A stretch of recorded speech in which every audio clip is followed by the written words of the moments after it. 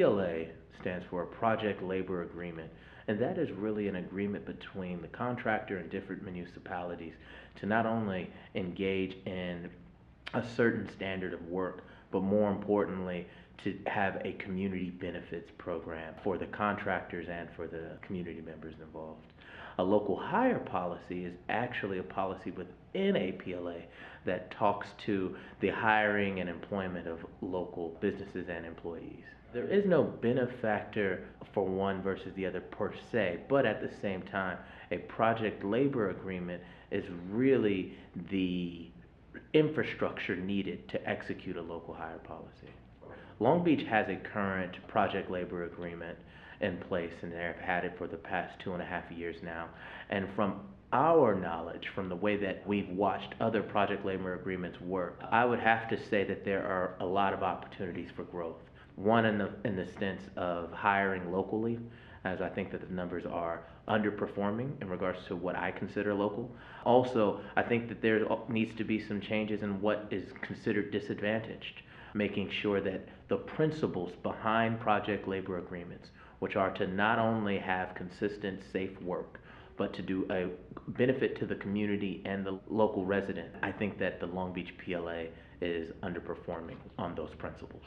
The city's press conference was absolutely true in the sense that with the numbers that they showed, they are currently meeting what they consider to be local hire. The problem is their consideration of local hire can be somebody who stays almost 45 miles from here. So with that, when we consider local hire, we're talking about people that stay in the city of Long Beach. And when we're talking about disadvantage, we're talking about young men and young women that aren't just veterans, but are coming from some of the lowest income neighborhoods, that are single parents, that are previous felons, things of that nature. When you understand that those are truly the criteria of gauging the success of a PLA, then that is what I consider a PLA that needs some restructuring. So there are a number of things that need, in our suggestions, that need to be corrected to get this PLA to be functioning properly, doing a benefit to the community. I would say the first instance would be the infrastructural component, which is making sure that the partners and pieces are in place to make the PLA execute properly. And by that, I'm talking about the implementation of a jobs coordinator program. So currently, there is a contractor working on the project, and then there is the WIB, which is providing services to the contractor. The part that's missing is that jobs coordinator who works as the liaison between the two programs to make them both work. As a contractor is supposed to be focused on not only building a building, but also has hiring opportunities, while a WIB is focused on community outreach and getting people trained for the opportunities. That jobs coordinator works between the two, not only being on the construction sites to see when these opportunities are becoming available, it acts as a liaison for the community at the WIBs to provide these folks that are going to the WIBs for training prepared for those opportunities. That would be my first suggestion. The second suggestion would be to restructure what is considered local within the PLA, and that can be done through a local hire policy. A local hire policy that truly defines where you consider the outskirts of your city and the true concept of who your city residents are. So with that, having a local hire policy that talks about Long Beach residents. When some of these projects, we're talking about hundreds of millions to almost billions of dollars of construction being done, and a lot of that is taxpayer money.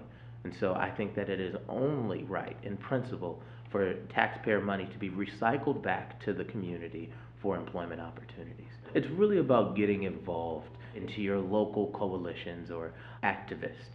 With that, there is the Local Hire Coalition here in Long Beach. There's also organizations like, UCC or PV Jobs, and really working with their advocacy component that are all focused towards helping the communities find jobs, especially the disadvantaged communities.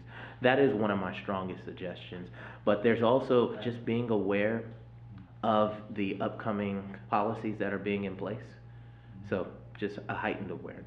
So with PV Jobs, we were one of the first project labor agreements with the city of Playa Vista.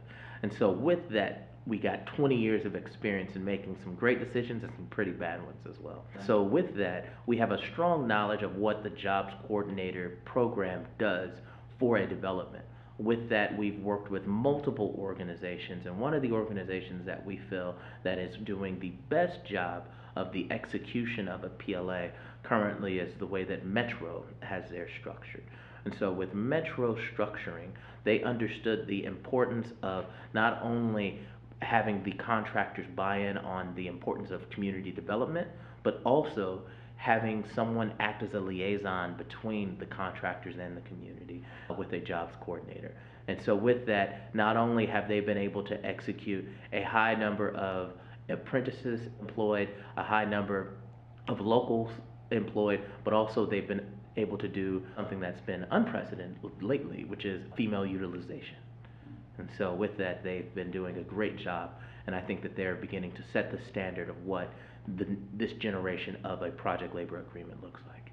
I just really would suggest that if you have an opportunity to get involved in your community in any capacity with a lot of the great organizations here like Long Beach CAT, there's also Building Healthy Communities that are really all about helping folks that are at risk.